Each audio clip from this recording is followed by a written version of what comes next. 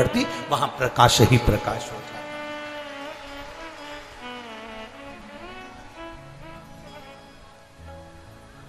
वहां प्रकाश ही प्रकाश होता। अब आप भी थोड़ा सा स्मरण करिएगा, आप भी अपने ध्यान लगाइएगा कि पाताल लोक में भगवान शंकर के वासुकी नाग जो उनके गले में पड़े हुए हैं, पाताल लोक के अगर कोई स्वामी माने गए हैं तो वो वासुकी नाग को माना गया। पाताल लोक का अगर कोई राजा माना गया है तो वो वासुकी नाग को माना गया। पाताल लोक का अगर स्वामी कहा गया है तो वो वासुकी नाग को कहा गया। और वासुकी नाग कहां पर है? भगवान शंकर के जम के बोलो जरा, शिव जी के गले। अब जब वासुकी नाग भगवान शंकर के गले में है और शास्त्र कह रहा है कि पाताल लोक में सूर्य की किरण नहीं जाती, पर पाताल लोक में इतना प्रकाश रहता है, तो वो प्रकाश कहां से आता है? तो शिव महापुराण की कथा कहती है, वेदव्यास जी स्कंद पुराण के अंदर कहते हैं कि जितने पाताल लोक में सर्प रहते हैं, उन सर्प के मस्तक पर मणि होती है, उस मणि का प्रकाश इतना रहता है कि पूरे पाताल लोक में प्रकाश ही प्रकाश रहता है। उसी तरह भगवान शंकर ने वासुकी नाग से, गले में वासुकी नाग को जब भगवान शिव अपने गले में धारण करते हैं तो वासुकी नाग से कहते हैं, सुन वासुकी, जो मेरे ऊपर जल चढ़ाने के लिए आएगा, जो शिवलिंग के ऊपर 1 लोटा जल चढ़ाने के लिए आएगा, वासुकी नाग सुन, उसकी जिंदगी में कितना भी अंधेरा हो, पर अगर वो मेरे शिवलिंग पर जल चढ़ाए तो उसकी जिंदगी में प्रकाश होना चाहिए, उसके जीवन में प्रकाश होना चाहिए।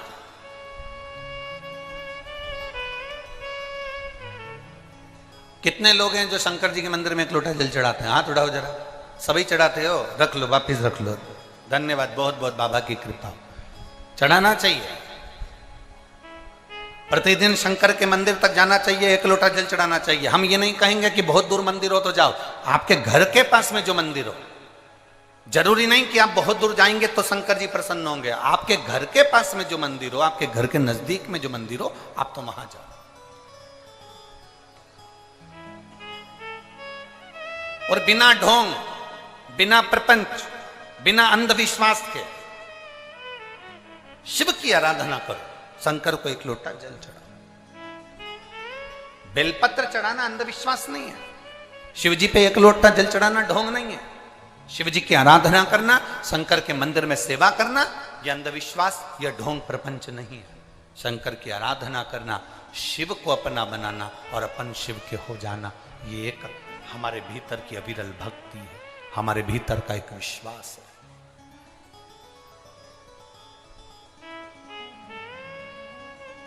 आज दुनिया के लोग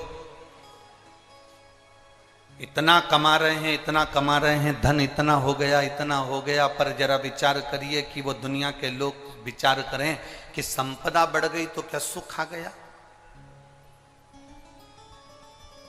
ये लगता है हमको, यहां जितनी माताएं बैठी ना, इनको ही लगता है मेरे बेटे की शादी हो जाए, बहू घर में आ जाए, जब बहू आ जाएगी तो मैं सुखी हो जाऊंगी। यहां इतनी सारी बूढ़ी बूढ़ी माताएं बैठी हैं, इनसे पूछो इनकी बहू आ गई तो ये कितनी सुखी,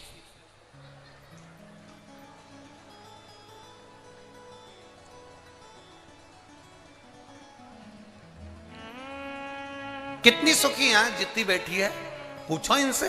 पहले कहती थी बस बेटे की शादी हो जाए, बहू आ जाए, मेरी बहू आएगी फिर तो मुझे गरम गरम रोटी देगी। अब वो गरम गरम रोटी दे रही कि डंडा दे रही, ये वो जाने।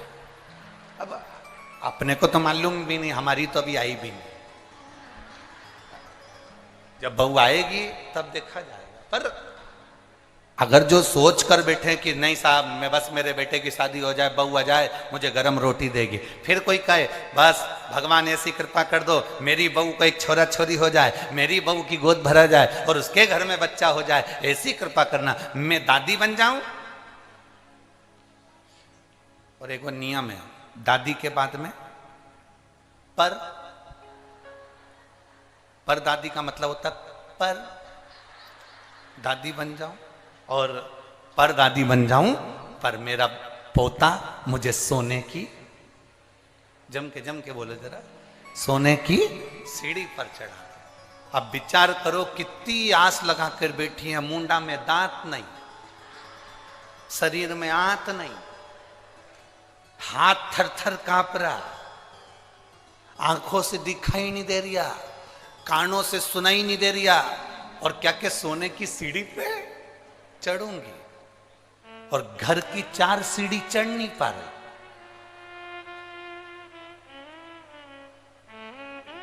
कथा में भी जाए तो 2-4 उसका हाथ पकड़ के ले जाए, चढ़ नहीं पा रही, और विचार कर कर बैठी है सोने की सीढ़ी पर चढ़ूंगी। शिव महापुराण की कथा कहती है ये सारी आस लगाना, ये सारा सोचना कि मुझे पोता आएगा, सोने की सीढ़ी पर चढ़ाएगा, पर पोता आएगा, सोने की सीढ़ी पर चढ़ाएगा, मेरे बच्चे का ब्याह हो जाएगा, बहू में गाड़ी आ जाएगी, मैं सुखी हो जाऊंगी, मेरा 4 मंजिल का मकान बन जाएगा, मैं सुखी हो जाऊंगी, मेरे पास में इतना धन आ जाएगा, मैं सुखी हो जाऊंगी। ना,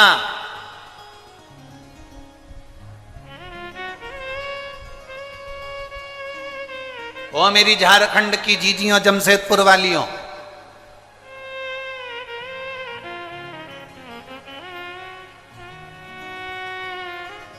तुम जैसी हो ना वैसी ही अच्छी हो। और सुनो मेरे जीजाओ, वो जमशेदपुर वालों, तुम जैसे हो ना अच्छे हो, कम से कम 2 रोटी पेट भर कर खा रहे हो और चकाचक नींद लेकर सो रहे हो। तुम्हारे बराबर कोई दुनिया में सुखी नहीं। जो धनपति हैं, जो करोड़पति हैं, जो सत्तापति हैं, जो वैभवपति हैं, जो धन अधिक संख्या में रखते हैं, जो पैसा धेला, थोड़ा प्रेशर बढ़ाओ सब दूर का, थोड़ा धन सत्ता जो अपने पास में रखते हैं, वैभव अपने पास रखते हैं, बहुत सारा धन कमा कर बैठ जाए, संपदा कमा कर बैठ जाए, वैभव कमा कर बैठ जाए, और सोचें कि हमारे पास में बहुत सारा धन आ गए, हम सुखी हो गए। मेरी जीजियों, 2 रोटी भी खाना पड़ता है तो पहले इंजेक्शन लेना पड़ता है।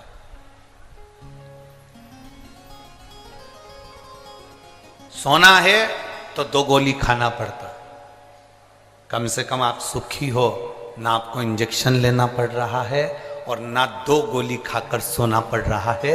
1 लोटा जल चढ़ाते हो और रात भर तक हमारी ताजगी हमारे जीवन में बनी रहती है। ये सुख है। एक पत्र आया है,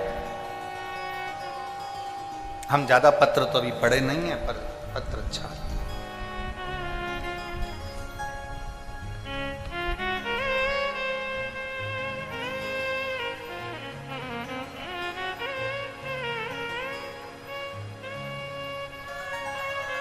गुरुजी, मेरा नाम पिंकी अमरजीत सिंह है, मैं जमशेदपुर के बारीडीह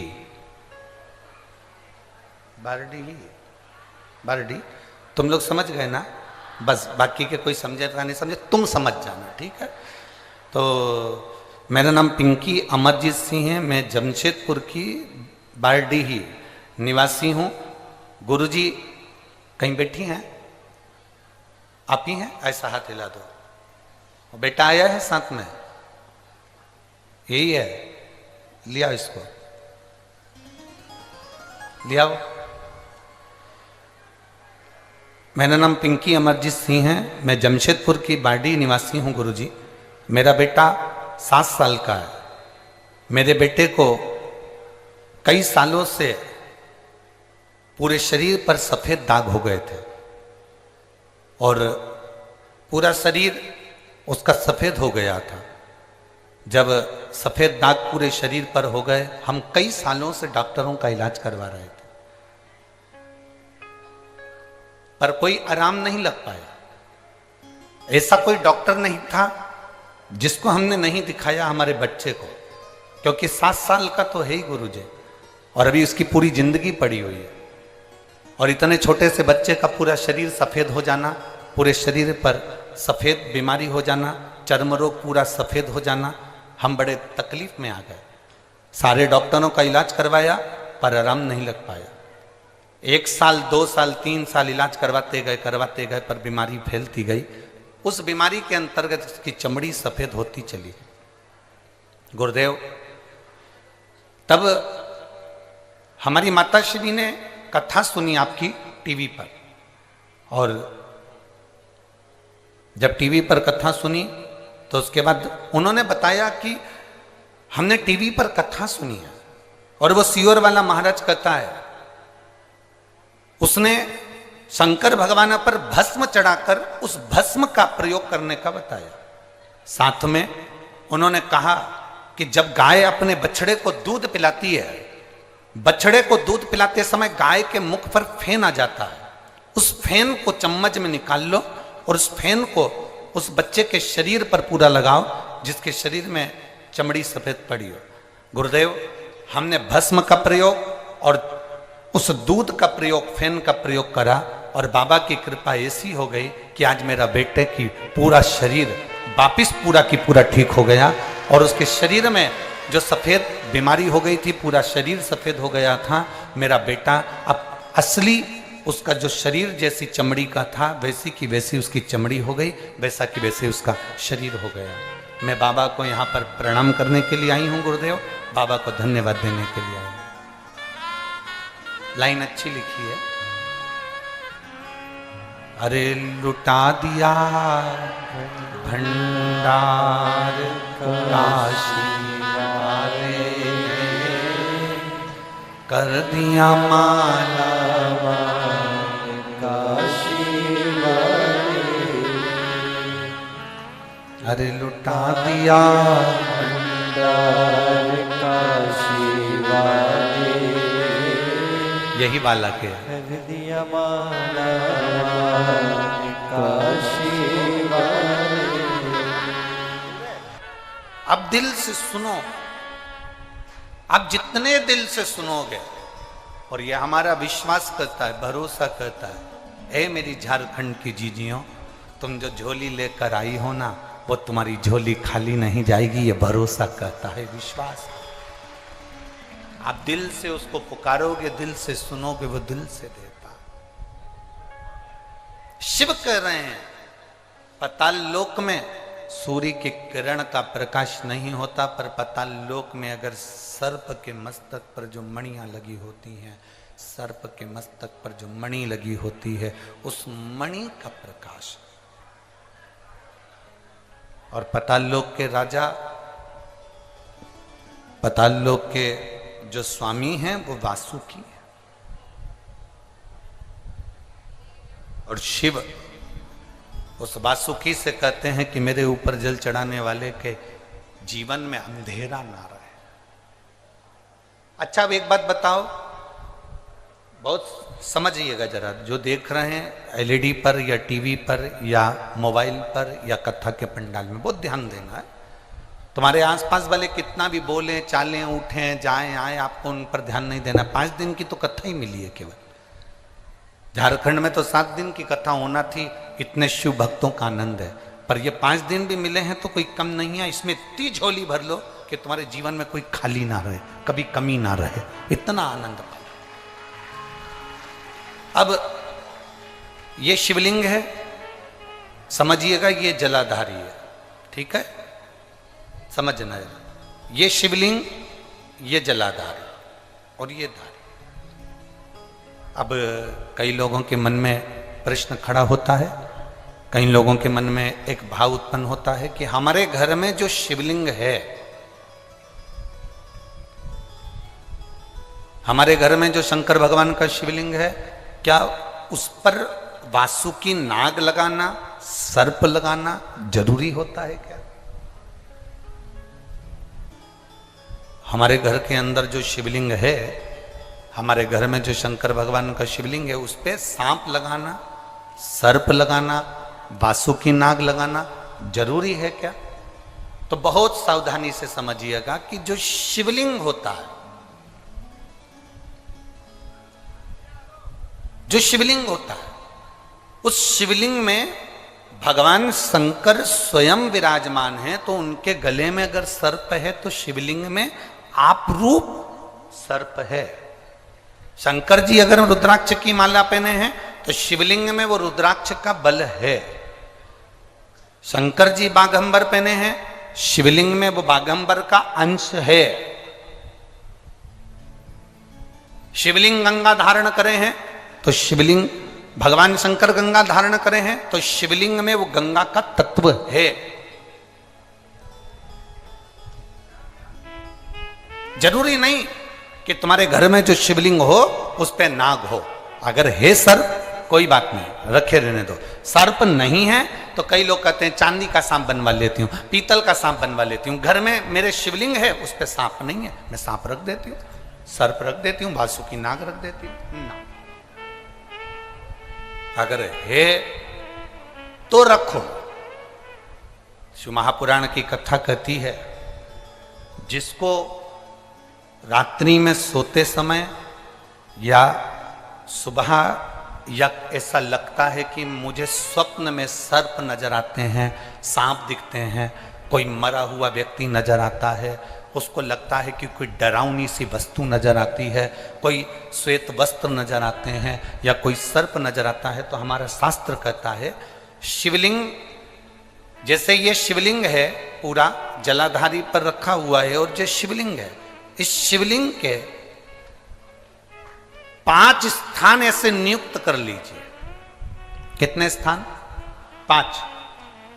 चंदन लीजिए, उस पे एक चावल का दाना, एक अक्षत, वो भी चंदन में गीला करा हुआ, पूरा चावल का दाना। 5 स्थान नियुक्त कर लो। एक स्थान ये कर लिया, हमने चंदन लगाया, उसमें चंदन का चावल का दाना लगाया। दूसरा स्थान हमने ये नियुक्त करा, हमने चंदन लगाया, उस पे चावल का दाना लगाया। तीसरा स्थान हमने ये नियुक्त करा, चंदन लगाया, चावल का दाना लगाया। चौथा स्थान हमने ये नियुक्त करा, चंदन लगाया, चावल का दाना लगाया। 5वां स्थान हमने ये नियुक्त करा, चंदन लगाया, चावल का दाना लगाया। बस एक बेलपत्र अशोक सुंदरी वाली जगह पर पहले चढ़ा देना है, फिर ये 5 स्थान पर चंदन की बिंदी और एक चावल का दाना लगा देना। इस बेलपत्र को उठाकर लाना है प्रदोष काल में। प्रदोष काल सूर्य जब जा रहा हो, चंद्र प्रवेश कर रहा हो, उसको प्रदोष काल कहा गया। उस प्रदोष काल में इस बेलपत्री को भगवान पतालेश्वर महादेव का नाम लेकर खा लेना है। कभी जिंदगी में तुम्हें सर्प का स्वप्न आ ही नहीं सकता और सर्प का भय नहीं हो सकता। यह पतालेश्वर है। 5 स्थान,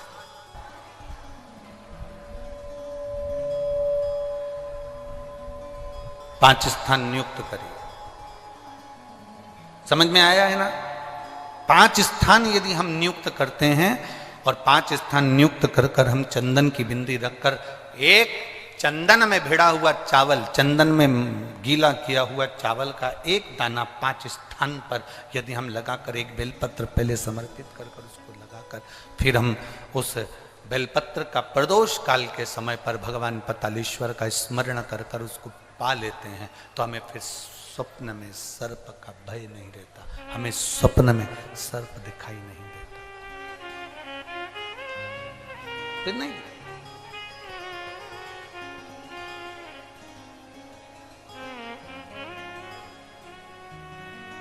हम जितना शिव का स्मरण करते हैं उतना सुख प्राप्त है। बोल पतालेश्वर महादेव की, भगवान शिव की भक्ति का विधान। जाओ भोलाना, चोरी का धन लेकर भगवान शिव के मंदिर में पहुंच जाता है और वो धन उस मंदिर के अंदर रखकर शरीर में ताप होता है, कष्ट होता है, शरीर में तपन होने लगती है और वो भगवान की कथा सुन रहा होता है। उसका किया गया भजन, उसका किया गया मंत्र जाप खाली नहीं जाता। आप जितना जितना भजन करोगे उसका बल मिलता है।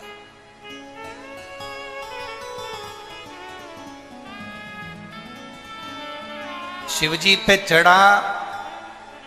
चढ़ाया गया 1 लोटा जल हमारा बदलेगा जम जम के बोलो जरा, शिव जी पर चढ़ाया गया एक लोटा जल हमारा बदलेगा, निश्चित है वो बदलेगा। उसका भजन, उसका कीर्तन, उसका मंत्र जाप, उसका स्मरण, उसका नाम जाप, उसका भगवत भजन, उसका कीर्तन, उसका मंत्र जाप हमारी जिंदगी में जरूर बदला। देवराज को नहीं मालूम था कि देवराज के स्मरण में नहीं था कि मैं जहां बैठा हूं और पुराण कथा चल रही है, शंकर भगवान की कथा चल रही है और देवराज के कानों में वो कथा पहुंच गई। प्रेशर बढ़ा देता, वो प्रेशर बढ़ा। शिव जी की कथा उसके कानों में पहुंच रही। उसको अंदाजा नहीं था। आपको भी अंदाजा नहीं है। ये जितने लोग यहां बैठे हैं ना, या जितने लोग आस्था चैनल पर सुन रहे हैं, आपको अंदाजा नहीं है कि पतालेश्वर 5 दिन की ये शिव पुराण आपको क्या फल देगा।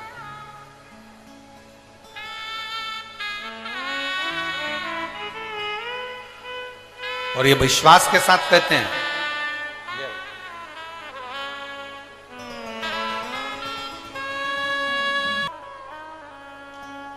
देवराज को नहीं मालूम कि शिव पुराण की कथा क्या होती है। वो तो बैठ गया, शरीर में ताप था, उसके शरीर में कष्ट हो रहा था। बेटा कथा सुनी, हर हर महादेव लोग चिल्ला रहे थे, इसको कष्ट था तो इसको अच्छा नहीं लग रहा था। उठ गया, बाहर गया, बेलपत्री के वृक्ष की छांव में बैठ गया और बेलपत्री की वृक्ष की छांव में जब बैठा, कब काल आ जाता है, कब प्राण छूटने का समय आ जाता है, किसी को नहीं मालूम पड़ता।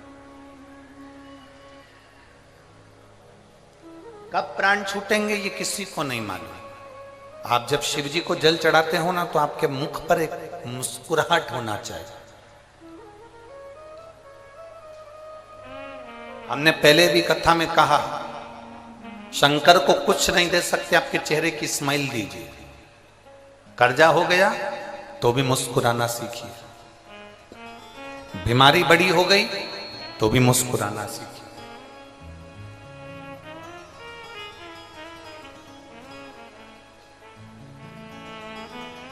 कोई बड़ा रोग हो गया, बहुत तकलीफ में जिंदगी चल रही है, तो भी शंकर के मंदिर में लोटा भर के जल चढ़ाने जाओ तो मुस्कुरा कर जाओ। उसको लगना चाहिए कि इसकी जिंदगी में इतना दुख है और इतना दुख होने के बाद भी ये मुस्कुरा कर मेरे सामने आ रही है। जब मैं तेरा दुख मिटा देता हूं, मैं तेरा दुख समाप्त कर देता हूं, वो प्रसन्नता देवाधिदेव महादेव आपके चेहरे पर देता।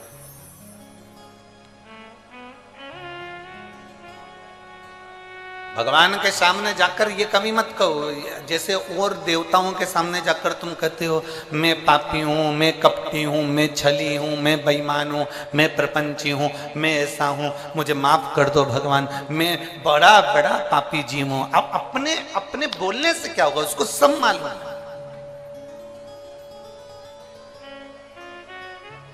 उसका नाम ही देव अधिदेव महादेव है, उसको सब मालूम। तुम्हारे बोलने और नहीं बोलने से उसको कोई फर्क नहीं पड़ेगा कि तुम बोलोगे कि मैं पापी हूँ, मैं कपटी हूँ, मैं छली हूँ, मैं प्रपंची हूँ, मैं बेईमान हूँ, मैं ऐसा हूँ। ये बोलोगे, वो समझे,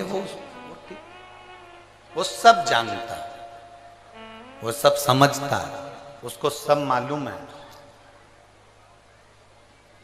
उसको सब ज्ञात है। आप केवल जाकर उसके पास पहुंचो तो।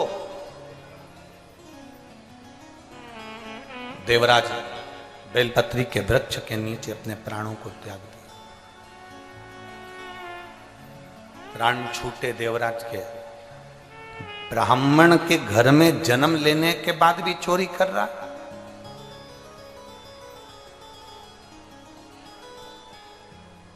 कभी कभी भगवान अच्छी जगह जन्म दे देता है, उसके बाद भी व्यक्ति अच्छा कर्म नहीं कर पाता।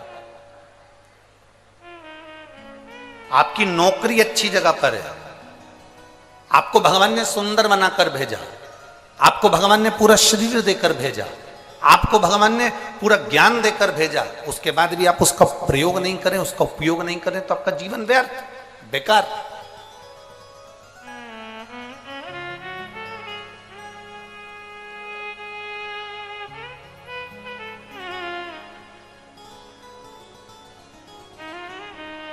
जिस कुत्ते को तुम पालते हो, जिस कुत्ते को तुमने रोटी खिलाई, जिस कुत्ते को तुमने साबुन से नहलाया, जिस कुत्ते को तुम बाजार से पैसा खर्च कर ना जाने कौन कौन सा पाउडर लाकर गोल गोल कर उसको खिलाओ, बीमार हो जाए तो कुत्ते को डॉक्टर को दिखा, और वही कुत्ता जो तुम्हारे साथ में 5 साल 6 साल 4 साल से रह रहा है और वही कुत्ता तुम्हें काट खाए, कैसा लगेगा? जरा बोलो तो जम के। तुमने कुत्ते पर पैसा खर्च करा, तुमने कुत्ते को नहलाया, तुमने कुत्ते को रोटी खिलाई, तुमने कुत्ते को दूध पिलाया, तुमने कुत्ते को दवाई खिलाई, तुमने कुत्ते को संभाल कर रखा, अपने बिस्तर पर रखा, जमीन पर रखा, आसन लगाया, कपड़े पहनाए, खूब अच्छे से उसको संभाल के रखा, वो कुत्ता तुम्हें काट खाए तो तुम्हें कैसा लगेगा? मुझे तो बस इतना सा पूछना। अच्छा लगेगा? जम के तो बोलो जरा। डॉक्टर भी कहेगा तुम्हारा ही कुत्ता था और तुमको ही काट गया।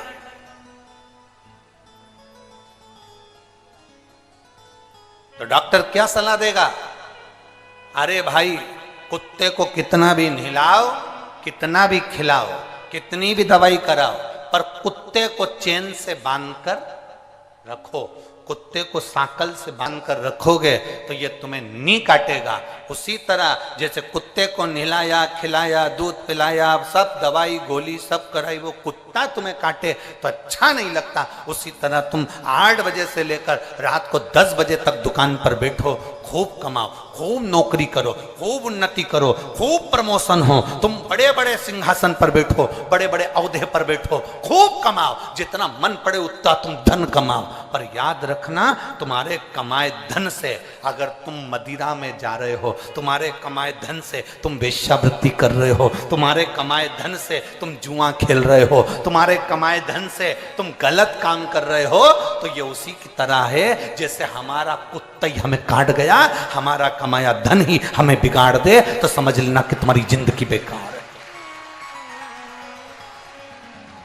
हमारा पाला हुआ कुत्ता हमें काटे तो हमारा जीवन बेकार, और हमारा कमाया हुआ धन यदि हमारे को बिगाड़ दे, हमारा कमाया धन हमारे बेटे को मदिरा में लगा रहा है, हमारा कमाया धन हमारे बेटे को मांसाहार में, मदिरा में, वेश्यावृत्ति में, जुए में, गलत जगह लगा रहा है, हमारा बेटा गाड़ी लेके भुड़ भुड़ कर दौड़ रहा है, आखिरी में एक्सीडेंट हुआ, हॉस्पिटल में पड़ा रहा, तब तुम्हें दुख हुआ कि मैंने इतना धन कमाया था केवल बच्चों की अच्छी उन्नति के लिए, प्रोग्रेस करने के लिए, और मेरा बेटा आज हॉस्पिटल में पड़ा, तो वो धन किस काम का?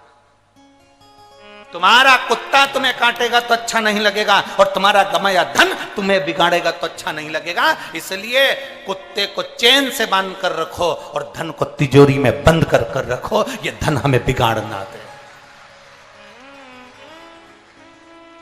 ये धन हमें बिगाड़ ना दे, ये धन हमें बर्बादी की ओर ना ले जाए, ये धन हमें कहीं गलत जगह पर ना ले जाए। हमारा कमाया धन हमारे बच्चों के काम आए, मना नहीं, हमारा कमाया धन हमारी पत्नी के काम आए, मना नहीं, हमारा कमाया धन हमारे माता पिता परिवार कुटुंब के काम आए, मना नहीं, हमारा कमाया धन हम घर बनाए, मकान बनाए, जमीन बनाए, जायदाद बनाए, बिल्कुल बनाओ, पर तुम्हारा कमाया धन अगर पैसा बढ़ रहा है और तुम गलत मार्ग पर जा रहे हो, पैसा बढ़ रहा है और तुम गलत विचार रख रहे हो, पैसा बढ़ रहा है और तुम्हारी कदम अगर मैं खाने में जा रहा है, मदिरा की दुकान पर जा रहा है, वेश्यावृत्ति में जा रहा है, जुए में जा रहा है, गलत जगह पर जा रहा है, तो समझ लेना कि तुम्हारा कुत्ता तुम्हें काट रहा है। इसलिए याद रखो, कुत्ते को भी सांकल से बांध कर रखो और पैसे को भी तिजोरी में बंद रखो। ये पैसा अगर बच्चों को दिखेगा तो ये फिर वो उनको काटने का प्रयास करेगा। बच्चे बिगड़ते कहाँ हैं? बच्चे गलत विचारों में कब जाते हैं? जब उनको लगता है पापा के पास बहुत है, पापा एप्पल का मोबाइल चाहिए, पापा ने दिला दिया, पापा मुझे ये कपड़े चाहिए, पापा ने दिला दिया, पापा मुझे ये गाड़ी चाहिए, पापा ने दिला दी, पापा मुझे ऐसा चाहिए। धीरे धीरे धीरे धीरे धीरे धीरे वो धन जो तुमने कमाया वो तुम्हें काटने लगा, वो धन तुम्हें खींचने लगा। वो श्रेष्ठ नहीं है।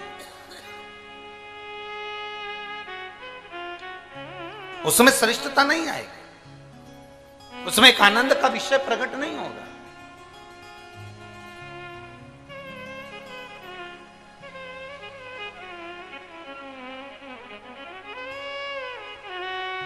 शंभो शरण पड़ी मांगू घड़ी रे घड़ी दुख काटो दया करी दर्शन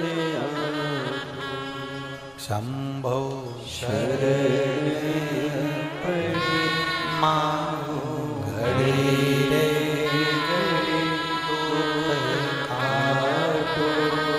दया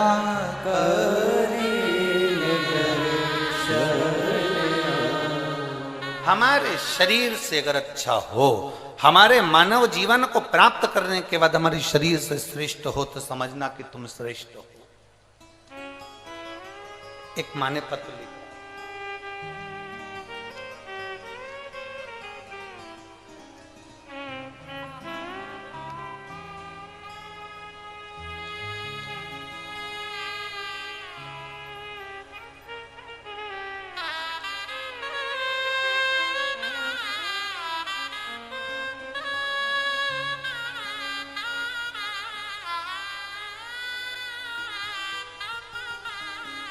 मेरा नाम सुषमा कुमारी, मैं लेम्बुआ बहेरा जिला गया बिहार की रहने वाली हूँ। कहीं बैठी हो तो हाथ हिला सकती हैं आप, ये ऐसा हाथ हिला दो एक बार। श्री शिवाय नमस्ते। मेरा नाम सुषमा कुमारी है, मैं लेम्बुआ बहेरा जिला गया बिहार की रहने वाली हूँ। मेरा मोबाइल नंबर ये है गुरुदेव। मैं एक लोटा जल रुद्राक्ष का महत्व बताना चाहती हूँ। गुरुजी, मेरे चेस्ट में कई सालों से 10 ml की गठान हो गई थी। पति ने, ऐसा कोई डॉक्टर नहीं जिसका मुझे इलाज ना करवाया बाबा, पर डॉक्टरों के हिसाब से मेरा ऑपरेशन होना है और वो चेस्ट की जो गठान है वो साधारण गठान नहीं है, उसको जांच के लिए बॉम्बे भेजना है। बड़ा दुख है गुरुदेव, इतना पैसा लगना, इतना धन लगना, संग में ऑपरेशन, और चेस्ट में जो गठान है वो गठान भेजना, क्योंकि डॉक्टर के हिसाब से वो साधारण गठान नहीं है। मेरी दादी ने सुबह मेरे को रुद्राक्ष का पानी पीने का बोला। मैंने उनसे कहा कि रुद्राक्ष नहीं मेरे पास। हमने हमारे परिचित से एक रुद्राक्ष मंगवाया सीहोर भेजकर, और वो रुद्राक्ष का जल उसको पीना, शिवजी पे चढ़ाकर पीना प्रारंभ करा। क्या बाबा